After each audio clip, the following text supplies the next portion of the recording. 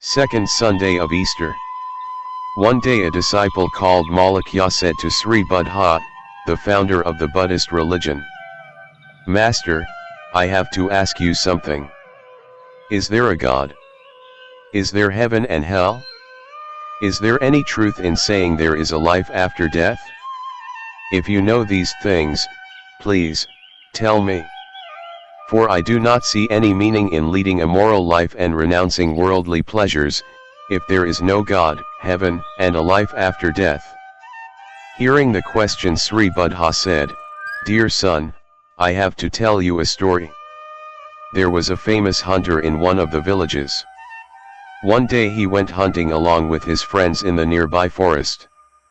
While hunting he was stricken down by a poisonous arrow. Seeing that, his friends gathered around him and tried to pull out the arrow from his chest. But the hunter did not allow them to do that. He said, "I will not allow you to pull out this arrow from my chest until I know who shot it. Is it done by an enemy or a friend? Is it done by one who belongs to my village or another village? Is it done by one who belongs to my religion or another religion? Until I know these things, I will not allow you to pull out the arrow." Because of his foolish obstinacy, his friends could not do anything to save his life.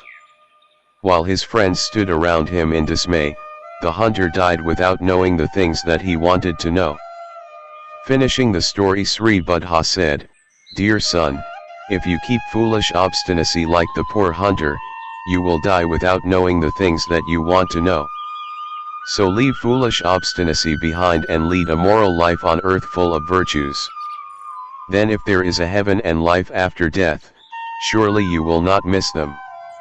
In today's gospel we see Thomas, one of the disciples of Jesus, keeps a kind of obstinacy and says, "I will not believe that Jesus has risen from the dead until I see him face to face and touch his wounds." When we go through the Gospels we can see Thomas on a couple of occasions. In one of such occasions we see Thomas expresses his readiness to die with his master. If Thomas was ready to die for his master, why did he keep such obstinacy, that he would believe Jesus had risen from dead only after seeing him face to face and touching his wounds? Does that mean Thomas was a skeptic by nature and he had some doubts about the divinity of Jesus? Certainly not. On the contrary, such an attitude of Thomas was not a sign of his disbelief in his master, but his great loyalty to him as a faithful disciple. For before his trial and death Jesus had given a serious warning to his disciples. He said, "In my absence many will come in my name and try to mislead you." When Thomas heard from other disciples about the resurrection of Jesus and of his appearance, he thought about the warning that the Master had given before his death, and that made him say he would believe that Jesus had risen from the dead only after seeing him face to face and touching his wounds.